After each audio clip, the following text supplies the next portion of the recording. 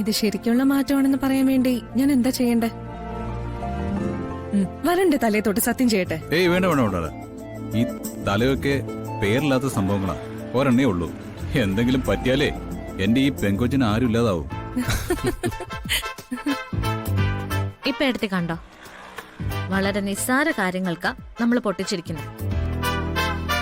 മറിച്ച് കണിമംഗലത്തെ ഗൂഢാലോചനകൾക്കിടയിലായിരുന്നെങ്കിലോ, എപ്പോഴും കനം പിടിച്ച മുഖം, കുത്തുവാക്കുകൾ, പരസ്പരം കണ്ടാ ശത്രുത, അതല്ലേ ഉള്ളൂ. ശരിയാ രാധിക, നീ പറഞ്ഞതാ സത്യം. ഈ സിമ്പിൾ ലൈഫ് ഇത് തന്നെ ഏറ്റവും വലിയ സന്തോഷം. ഓക്കെ, അപ്പൊ ഇനി ഗൗതമിന്റെ കാര്യത്തിൽ എന്താ തീരുമാനം?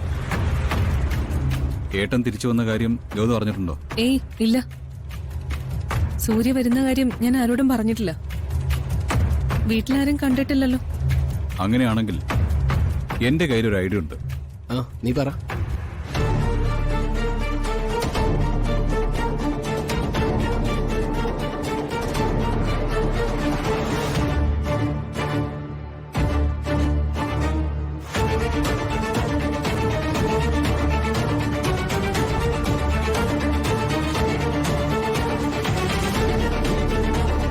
എങ്ങനെയുണ്ട്? ഇത് കൊള്ളാം. നിന്റെ ഐഡിയ എപ്പോഴും നല്ലതായിരിക്കുമല്ലോ. പക്ഷെ ഒരു കാര്യമുണ്ട്,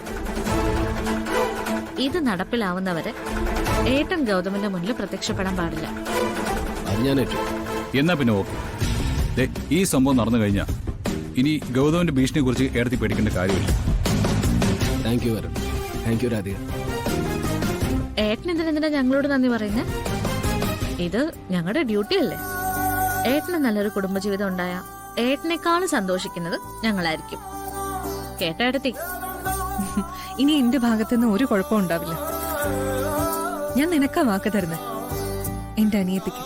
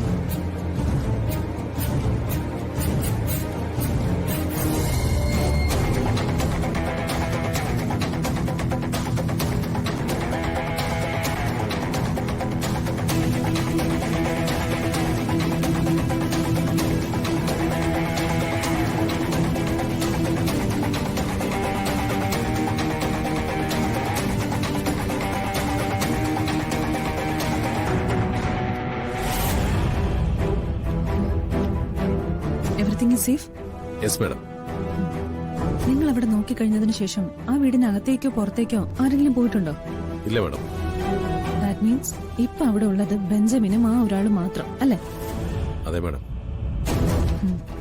വേറെ ഫോഴ്സ് വല്ലതും വേണോ? വേണ്ട മാഡം, ഇത് നമുക്ക് കൈകാര്യം ചെയ്യുന്നേ ഉള്ളൂ. Okay, then move.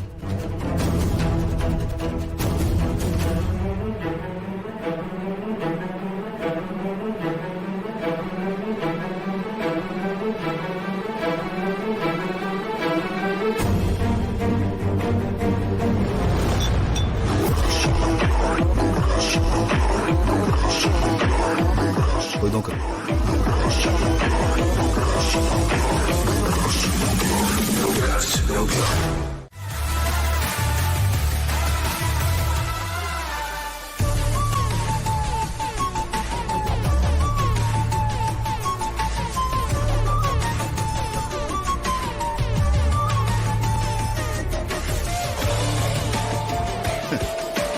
നീ മിടുക്കിയാണല്ലോ. ഇവിടം വരെ എന്നെ പിന്തുടർന്ന് എത്തണമെങ്കിൽ മിടുക്കെന്തായാലും അംഗീകരിക്കാതെ പറ്റില്ലല്ലോ. ഇത്രയും കാലം എന്നെ പലരും അംഗീകരിച്ചിട്ടുണ്ട് ബെഞ്ചമിൻ. പക്ഷേ നിന്നെ പോലെ ഒരുത്തൻ എന്നെ അംഗീകരിക്കുമ്പോ അതിന് മധുരം കൂടുമല്ലോ. ഞാൻ ഗായിക ശ്യാമയെ കൊണ്ടുപോകാൻ വന്നതാ. അവൾക്ക് കാവലിരിക്കുന്നത് ഈ ബെഞ്ചമിനാണെങ്കിൽ നീ അവളെ കൊണ്ടുപോവില്ല.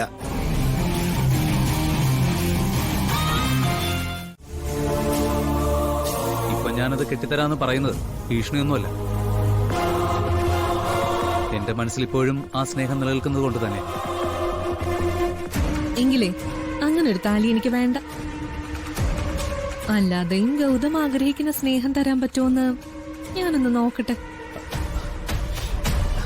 അല്ല, സത്യമാണോ ഈ പറയുന്നത്?